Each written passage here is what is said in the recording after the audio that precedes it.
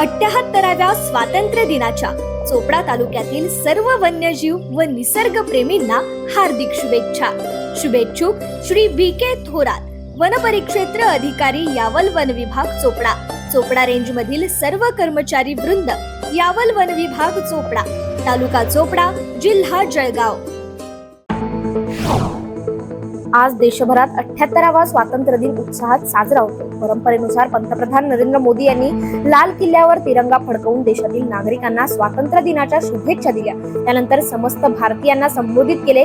यावेळी बोलताना त्यांनी इतर देशांना भारताच्या वतीने संदेश दिलाय. आमचा बुद्धांचा देश आहे, युद्ध हा आमचा मार्ग नसल्याचे पंतप्रधान नरेंद्र मोदी म्हणाले.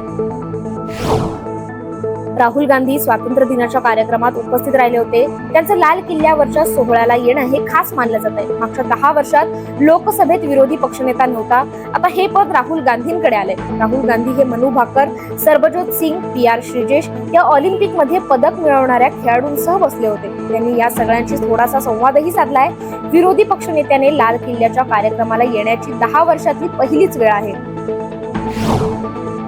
जागतिक पटलावर भारताला महत्त्वाचं स्थान मिळवण्यासाठी आपल्या राज्यघटनेतील संकल्पावर विश्वास ठेवून ठाम राहणे आवश्यक असल्याचं राष्ट्रपती द्रौपदी मुर्मू यांनी म्हटले. स्वातंत्र्य दिनाच्या पूर्वसंध्येला राष्ट्राला उद्देशून केलेल्या भाषणात त्यांनी केंद्र सरकारच्या योजनांचा आढावाही घेतलाय.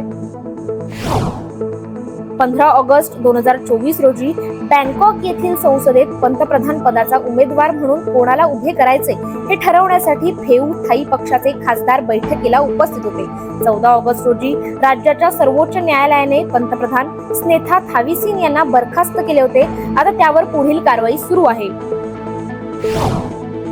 जम्मू काश्मीरच्या अनंतनाग मध्ये गतवर्षी सप्टेंबर मध्ये झालेल्या दहशतवाद विरोधी कारवाईत शहीद झालेले लष्कराचे कर्नल मनप्रीत सिंग यांना मरणोत्तर कीर्तीचक्र जाहीर झाले. मेजर मल्लारामा गोपाल नायडू आणि रायफलमॅन रवी कुमार यांनाही शांतता काळातील 2ऱ्या क्रमांकाच्या लष्करी पदकाची घोषणा झाली असून जम्मू काश्मीरचे सहाय्यक पोलीस अधीक्षक हुमायूं भट यांनाही कीर्तीचक्राने गौरवण्यात येणार आहे. भविष्यात भारताने रायफलद्वारे हल्ला केल्यास त्याला प्रत्युत्तर देता यावं यासाठी पाकिस्तानी फायटर पायलट्सना ट्रेनिंग देते. पाकिस्तानने आधी चीनकडून J-10C फायटर जेट्स, ऍडव्हान्स रडार सिस्टीम, मिसाइल्स विकत घेतलेत. एअरफोर्सला आधुनिक बनवण्यासाठी ही खरेदी केली आहे. दक्षिण आशियात संतुलन टिकवण्यासाठी चीनही पाकिस्तानची मदत करतोय.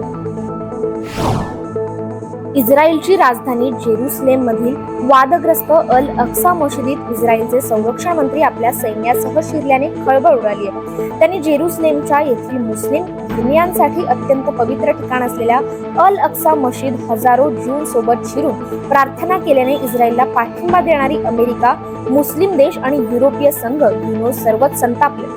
इस्रायलचे संरक्षण मंत्री इतमार बेन ग्वीर यांनी मंगळवारी अचानक अल अक्सा मशिदीत संरक्षण फौजासह शिरून तेथे प्रार्थना करून त्यांचा व्हिडिओ देखील व्हायरल केलाय. त्यामुळे सर्व मुस्लिम देशात संताप व्यक्त होतोय. शेख हसीना यांना भारतातून प्रत्यार्पणाची मागणी जर आम्ही केली तर त्यामुळे भारत सरकारसाठी एक लाजिरवाणी परिस्थिती निर्माण होऊ शकते. भारताला हे माहीत आहे आणि मला खात्री आहे की ते याची काळजी घेतील, असा इशारा बांगलादेशचे वास्तविक परराष्ट्र मंत्री मोहम्मद तौहीद हुसेन यांनी दिलाय. युनायटेड नेशन बांगलादेश जुलैमध्ये विद्यार्थी क्रांती दरम्यान आणि ऑगस्ट महिन्याच्या सुरुवातीला झालेल्या अत्याचारांच्या चौकशीसाठी पुढील आठवड्यात एक तथ्य शोध पथक पाठवणार आहे. अंतरिम सरकारने सांगितले की मिशन व्यापक मानवी हक्कांचे उल्लंघन तपासण्यावर लक्ष केंद्रित करेल. 2020च्या दरम्यान कोविड आजाराच्या सुरुवातीनंतर उत्तर कोरिया जवळजवळ 5 वर्षांच्या सीमाबंदीनंतर डिसेंबरमध्ये परदेशी पर्यटकांसाठी एक शहर पुन्हा उघडणार आहे. टूर ऑपरेटर्सचा हवाला देऊन एका अहवालानुसार डिसेंबरमध्ये पर्यटकांना लवकरच उत्तरेकडील पर्वतीय शहर सामजिन्योला भेट देता येईल.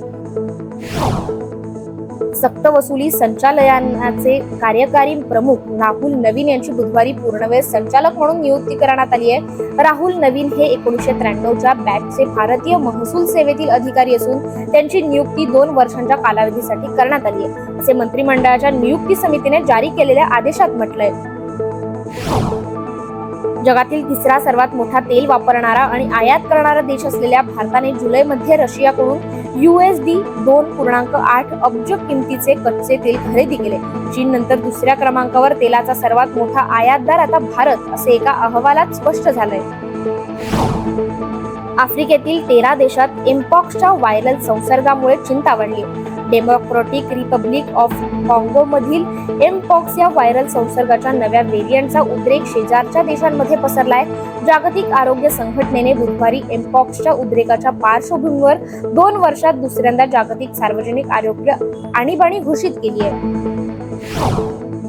आज 15 ऑगस्ट रोजी देशात 78व्या स्वातंत्र्य दिन साजरा केला जातोय. भारताचे पंतप्रधान नरेंद्र मोदी यांनीही स्वातंत्र्य दिनानिमित्त लाल किल्ल्यावर भाषण करताना खेळाप्रती आपली बांधिलकी व्यक्त केली. पंतप्रधान मोदींनी पॅरिस ऑलिम्पिक 2024 मधील भारतीय खेळाडूंच्या कामगिरीचं कौतुक केलं. यासह पंतप्रधानांनी पॅरिसमध्ये होणाऱ्या पॅरा ऑलिम्पिक खेळांमध्ये सहभागी होणाऱ्या भारतीय खेळाडूंना शुभेच्छा दिल्या. यासोबतच 2036 मध्ये होणाऱ्या ऑलिम्पिकचे आयोजन भारतात होईल यासाठी सर्वतोपरी प्रयत्न केले जातील असंही पंतप्रधान नरेंद्र मोदी म्हणाले. स्त्री 2चं बॉक्स ऑफिस कलेक्शन देखील विक्रम मोडतंय. स्त्री 2 हा वर्षातील सर्वात मोठा बॉक्स ऑफिस ओपनर ठरेल अशी अपेक्षा आहे, कारण अहवालांनी सूचित केलंय की पहिल्या दिवशी चित्रपटाने 40 कोटींपेक्षा जास्त कमाई केली. इंडस्ट्री ट्रॅकनुसार चित्रपटाने आधी 4 वाजेपर्यंत बॉक्स ऑफिसवर 28 कोटी रुपयांची कमाई केली आहे.